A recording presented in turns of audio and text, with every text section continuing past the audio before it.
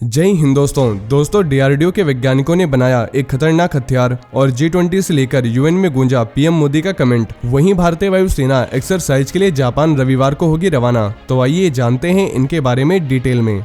दोस्तों, भारत के बाहर होने वाले एरियल वॉर एक्सरसाइज के लिए भारतीय वायुसेना की एक महिला फाइटर पायलट को भारतीय दल में शामिल किया गया है। ऐसा पहली बार है जब किसी महिला फाइटर पायलट को विदेश में होने वाले एरियल वॉर एक्सरसाइज का हिस्सा बनने का मौका मिला है।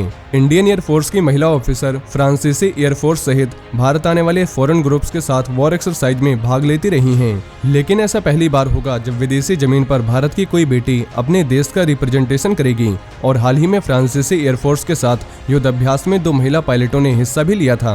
भारत की पहली 3 महिला फाइटर पायलटों में से एक squadron leader Avani Chaturvedi aerial war exercise में हिस्सा लेने वाली हैं। इसके लिए वो जल्द ही जापान के लिए रवाना होंगी। साथ ही squadron leader Avani Chaturvedi Sukhoi Su-30 MKI fighter jet की पायलट हैं।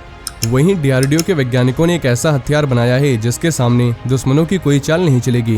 इंडियन डिफेंस के वैज्ञानिकों ने 26/11 जैसे आतंकवादी हमले के हालात में सुरक्षा बलों को दुश्मनों के कब्जे वाली बिल्डिंग के अंदर से एक लाइव वीडियो फीड प्रदान करने के मकसद के साथ अपनी प्रयोगशाला में चूहा साइबोर्ग का पहला बैच तैयार किया है। दरअसल इनकी मदद से सेना के जवान उस समय की स्थिति को भी अच्छी तरह से समझने में सक्षम होंगे। हैदराबाद के युवा शोधकर्ताओं के ग्रुप द्वारा डेवलप चूहा साइबोर्ग और कुछ नहीं बल्कि स्टैंडर्ड लेबोरेटरी में तैयार कुतरने वाला जीव है, जिसके ब्रेन में वैज्ञानिकों ने एक इलेक्ट्रोड स्थापित किया है जो बाहर से संकेत प्राप्त कर सकता है। और लाइव तस्वीरों को कैप्चर करने के लिए इसके पीछे एक छोटा सा कैमरा भी लगा होगा। और एक बार बिल्डिंग के अंदर छोड़े जाने के बाद कई एडवांस डिवाइसेस से लैस चूहा साइबोर्ग कहीं भी जा सकता है, किसी भी दीवार पर चढ़ सकता है और वेश बदलने की अपनी प्राकृतिक क्षमता का इस्तेमाल करके दुश्मन से छिप सकता है।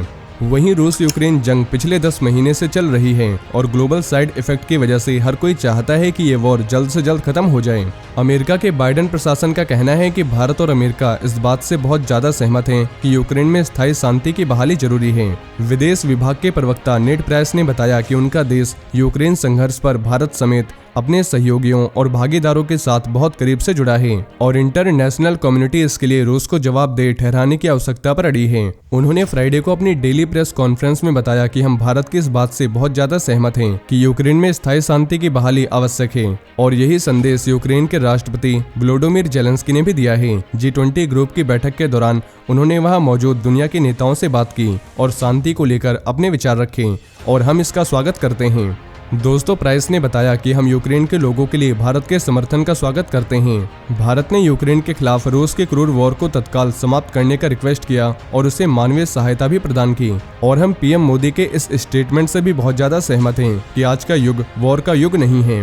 वहीं इंडियन एयरफोर्स की एक टुकड़ी 12 से 26 जनवरी 2023 तक Japan air self defence force के साथ होने वाली पहली वॉर एक्सरसाइज वीर गार्डियन 2023 के जापान के हयाकुरी एयरबेस के लिए कल रवाना होगी। भारतीय वायुसेना के साथ 4 Sukhoi Su-30 MKI, 2 C-17 globe master और एक IL-78 टैंकर भाग लेंगे। दोस्तों, दोनों देशों के बीच एयर डिफेंस कोऑपरेशन को बढ़ावा देने के लिए भारत और जापान ज्वाइंट एयर एक्सरसाइज वीर गार्डियन 2023 आयोजित करने के लिए तैयार हैं, जिसमें भारतीय वायुसेना और Japan air self defence force शामिल है। और जापान में हयाकुरी एयर बेस में 12 जनवरी 2023 से 26 जनवरी 2023 तक एक्सरसाइज चलेगा और इसमें जापान की तरफ से JASDF 4 F2 और 4 F-15 एयरक्राफ्ट्स के साथ भाग लेगा। तो दोस्तों, ये थे आज के कुछ बड़े डिफेंस अपडेट। वहीं अगर आप भारतीय सेना से जुड़ी ऐसी और भी जानकारी जानना चाहते हैं तो आपको हमारे दूसरे चैनल डिफेंस एनालिसिस पे मिल जाएगी, जिसके लिंक आपको नीचे डिस्क्रिप्शन में मिल जाएगी। और ये इन्फॉर्मेशन अगर आपके लिए यूजफुल रही हो तो वीडियो को ज़्यादा से ज़्यादा शेयर करें और चैनल को सब्सक्राइब करना न भूलें। जय हिंद, जय भारत।